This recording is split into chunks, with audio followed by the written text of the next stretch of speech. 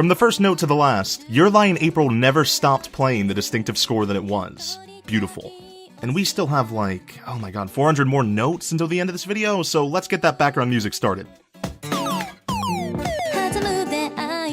Despite its contents, Your Lie in April's mangaka, Naoshi Arakawa, had little interest in classical music and was actually influenced by Beck to create a music-themed manga. But since Beck ran in the same magazine, the publisher couldn't have the two band-themed manga running concurrently. So with disappointment in hand, Arakawa saw a single picture of a person playing the violin. He doesn't remember much about it, besides the fact it was beautiful. He doesn't remember where he saw it, but he does remember that simple fact. And the beauty of it is what inspired him to create the series I have the opportunity to talk about right now.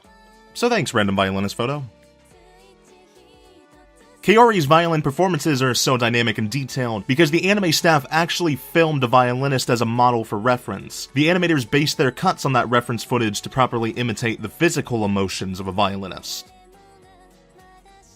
But despite that fact, director Kyohei Ishiguro was still not convinced that the production would stay healthy if they tackled the detailed movements of a violinist head-on. So without consulting anyone, Ishiguro decided that most parts of the performances would be drawn from top down, which is significantly easier for animating, and Ishiguro stated that if he hadn't made that decision, that his team would not have been able to achieve the level of quality they did. Many of the locations in the show are actually based off of real-life locations, such as Towo Hall being taken from a culture center in Narima, and even Kaori's family cake shop, which was originally a bakery, but now a hair salon.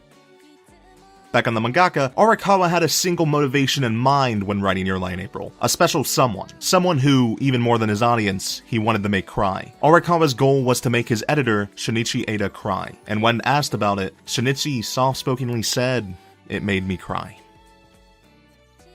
Back onto animation, Your Lie in April actually has a position unique to its credits: the director of violin animation. That animation director being Asaka Kazuyuki. He took rough drafts based off of 3D renderings and completely redrew and animated them by hand, a form of rotoscoping. He also overlooked other animators' cuts of the violin to check for accuracy.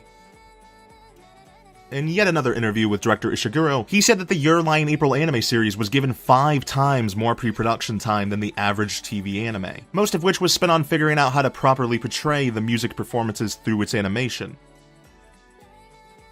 That extra pre-production time really shined throughout, especially when you consider Your Lie in April had 3 solo key animation episodes key animated by only a single person. TV anime see very few solo key animated episodes due to the tight nature of TV anime schedules, but Your Lie in April managed to have 3.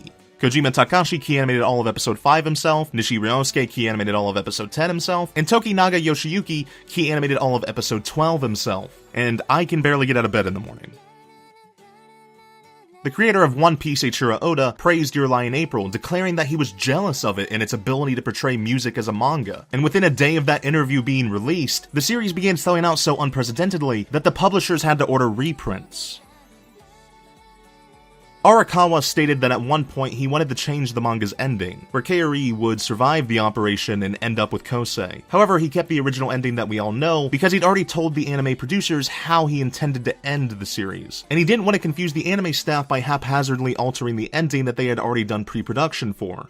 And thank anime for that, because Your Lie in April's sorrowful melody really couldn't have ended any other way. And that is the last note from me.